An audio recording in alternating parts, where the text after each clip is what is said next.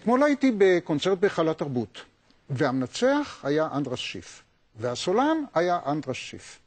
והוא ניצח על ברמס, והוא ניצח על היידן, והוא ניגן אחר כך את הקיסר של בטהובן, ואחר כך גם הדרן של בטהובן. זה היה פשוט יוצא מהכלל.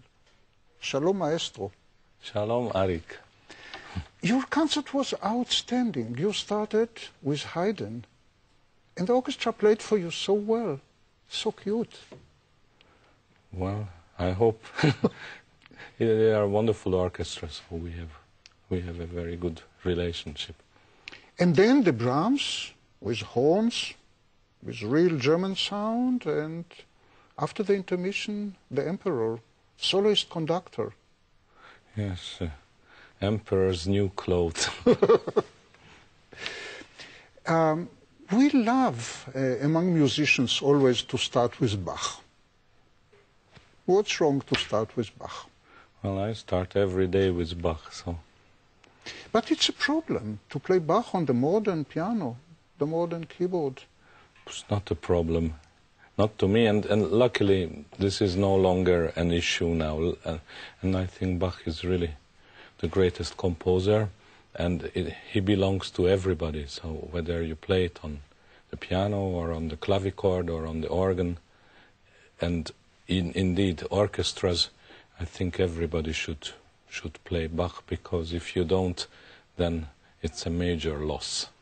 But, excuse me for insisting, still there are few issues to discuss, because he wrote the music for different keyboard instruments, and we make a kind of transcription on a modern instrument which has different sound, different potential, and so on. We can abuse Bach very easily. Very easily, and it's being done a lot. Okay. So what are your golden rules not to abuse Bach, to keep Bach properly on the modern keyboard? Well, I'm really familiar with the other instruments of Bach's time, with the clavichord, with the harpsichord, with the organ, all of which do not have the sustaining pedal, the right pedal of the piano, which is a wonderful device, but it has really no relevance in Bach. So I don't want to be dogmatic, but out of respect for him and for the instruments of the time, I try to play all of Bach's keyboard music without touching. Entirely? Entirely. Entirely, Yes. so you sit? I just play music with my hands. But later music, I use the pedal. And even not once in Bach music? There is one single exception, the A minor fugue of Well-Tempered Clavier Book 1, you know. Not here, but the end of this, because this is an organ piece, so you need to hold this A.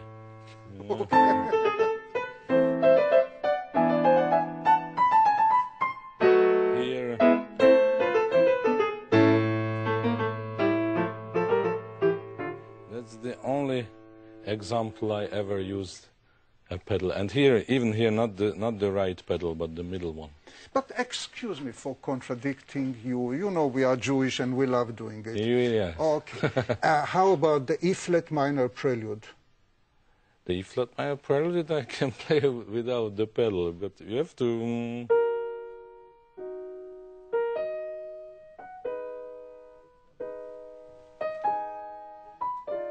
No pedal. András, Antonio, isn't it more beautiful with pedal? Can you play it for me with pedal? Just as an experiment. But I don't like it. I love it with pedal. Listen.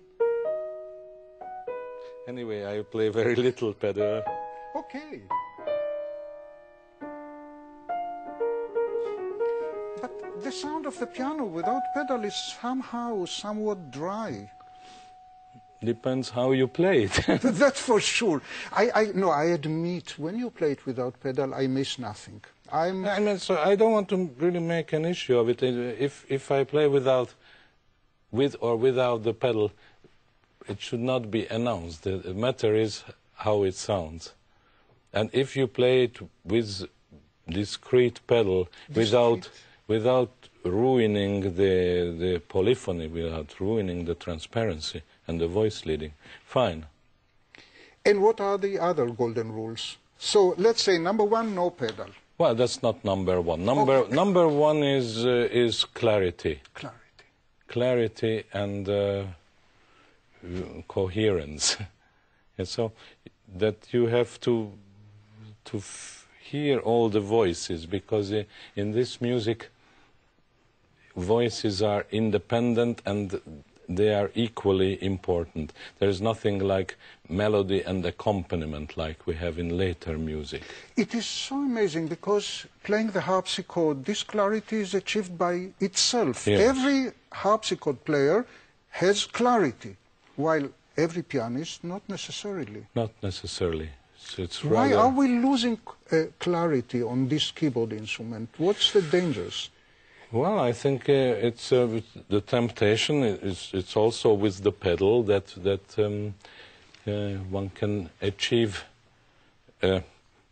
perfect legato easier with the help of the pedal, but which is a kind of a cosmetic arrangement. Can you give us a small example of non-clarity and then a complete, wonderful clarity? In Bach? Sure.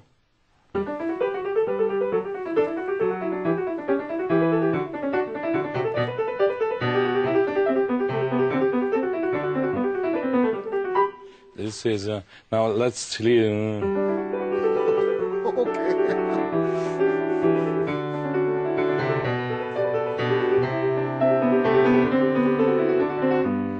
You can hear this in Russia sometimes. Yeah, sure. I just From would Russia like, with love. Yeah, I would like to tell our viewers, הצופים הנאמנים שלנו, שזה היה קטע מתוך וריאציות גולדברג, אחד הווריאציות מווריאציות גולדברג.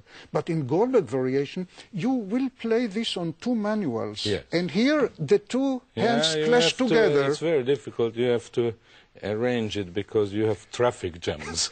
And you move notes from one hand to another? Yeah, you have to share notes. Can I and, see what you do? No, this is actually...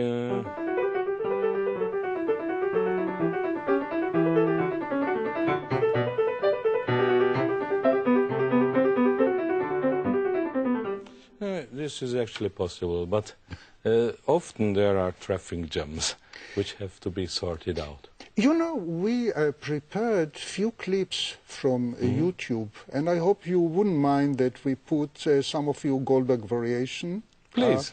You Feel look very free. young there. Ah, yes, those are tempi passati, times past. But yes, we get older, but there are some advantages of getting older.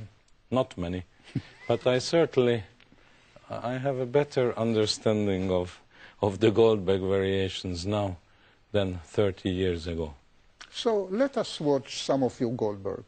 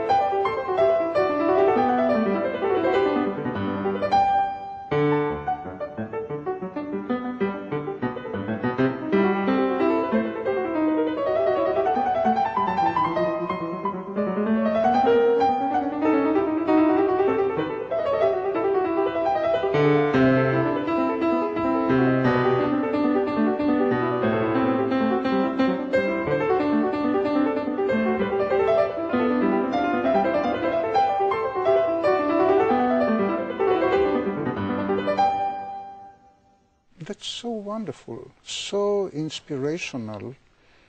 How old you were? I don't remember, but this must be like 20 years ago, so maybe about 40. It looks like an old piano, not a modern Steinway. Am I right?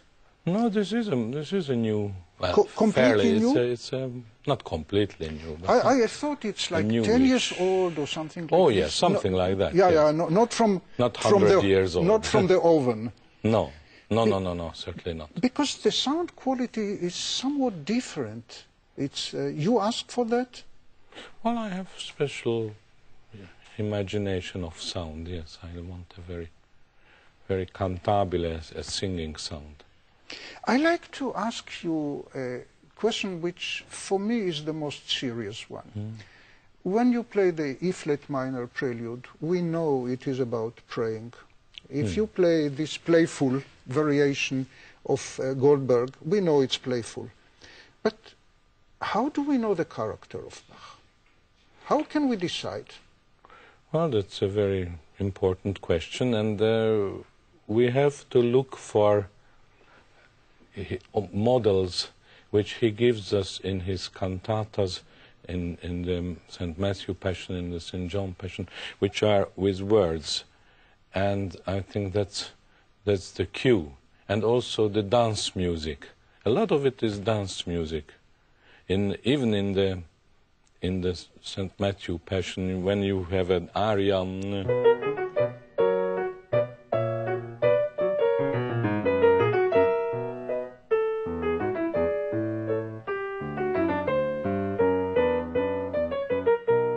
this is a dance, but it is a very, very tragic text, Buß und Reue. Yeah, and that is exactly my question. Yeah. So dance could be a lyrical dance, Yes. and could be a tragic dance. So how do we know? You played it un poco grazioso. Poco grazioso. Here it cannot be a tragic dance, because it's How do we also know? How do we know? because it's the meter and it's in 3/8 time. A saraband, for example, whether it's in a suite or a partita, it always has a certain gravity.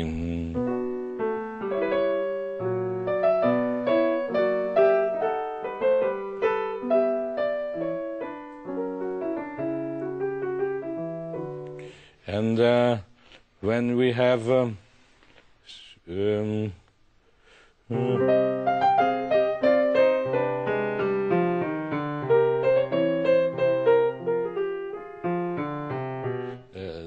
end of the St. Matthew Passion, which is also a saraband. So, It is. you recognize certain types and characters through experience, but there are no shortcuts. So he or she who plays one piece of Bach and doesn't know anything else, I'm sorry, there is no way around that. There is one shortcut for pianists, I think, that gives us a way to decode his music, and this is the Capriccio, the only one programmatic piece by Bach. Yeah, that's a beautiful.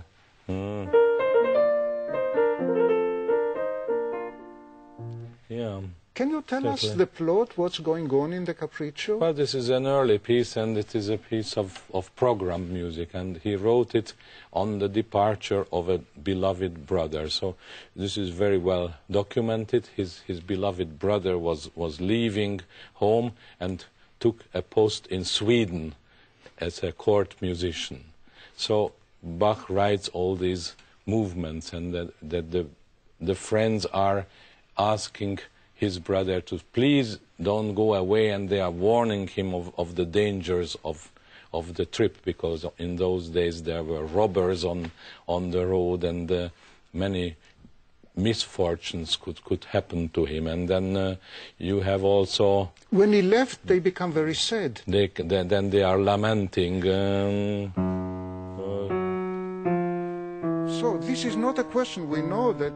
So when you, for example, in Baroque music, when you have this kind of line, a chromatic descending,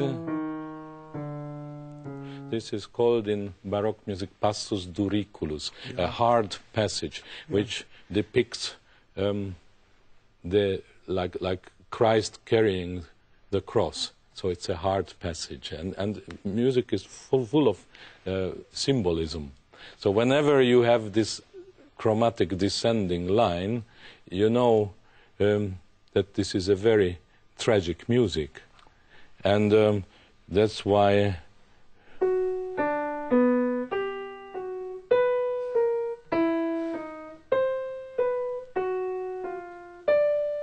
this last fugue in the first book of Well-Tempered Clavier. So this cannot be a funny piece. Yeah. And this is my problem when one of the greatest pianists and artists, Glenn Gould, who has received now a cult figure status.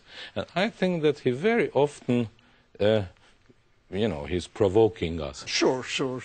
And all these movements which are clearly profound and religious, like,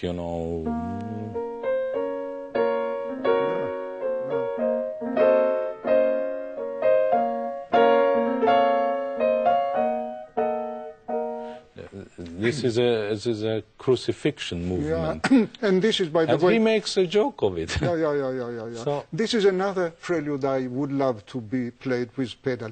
But would you mind that we put another clip from YouTube of a beautiful pianist, his name is András Schiff, playing this lamenting part from the... Oh, the Capriccio. From the Capriccio, where all the friends and the other brothers are lamenting the departure of the beloved.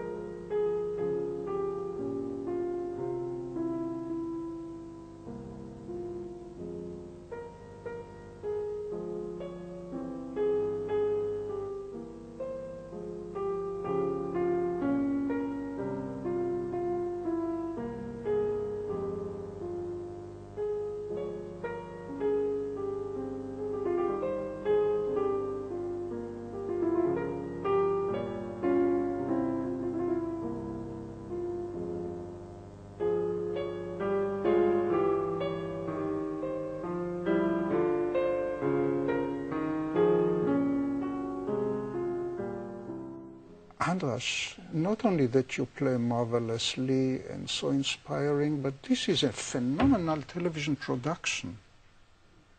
Yes, this is a good regie by... This was done by Bruno Mont-Saint-Jean. Oh my God! Marvelous French director who did all the Glenn Gould films and programs. One of the best ones. Yes, it's unfortunately it's the only program I have done with him. But those were times when in Europe people were still doing music programs for film like that. Unfortunately, not anymore. And you look so young there, even younger than in the Goldberg. Yeah, that was even before the Goldberg, yes. Yeah, like so in your 20s or? No. I was in my 30s, yes. Late 30s. And you did not use the pedal even there? I think I did. those days I was... Shame on you! No, shame on me. What? But you don't hear it, so that's... Okay. I don't object to it. Okay, okay. We would love you to play something here in our studio. Anything of Bach would be like a good donation, a good present for us. So I play for you one of my favorite pieces, which is the Symphonia, three-part invention in F minor.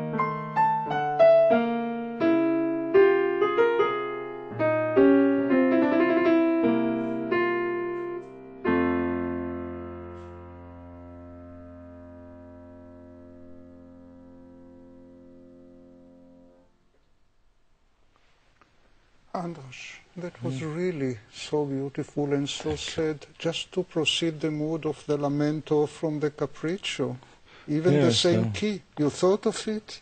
No, it's accidental. Just came as a free association. Yes. Amazing. Is it true that Mozart arranged this for string ensemble, for three string players? Not that I know of, not, but he arranged a lot of Bach fugues for string trio or quartet towards the middle of his life when he discovered Bach, and he was quite obsessed with it. I remember that I heard that one, and it was so strong, but not as strong as you did it in your playing. Incidentally, you play many notes not together in left and right hand. Yeah, I like to play untogether. It's also not conscious, but it's permitted. Oh, absolutely. Okay. András, you know, time flies so quickly. There are so many things we would like to discuss, but it's over. Our time is over. And I'd just like to ask you another question, just last question. Is there any piece by Bach that you did not play? Oh, many. I played all the main name pieces. Like what? But certainly one important piece I have not played and I would love to is Die Kunst der Fuge, the art of fugue, which I hope I will live a few more years, and I'm working on it.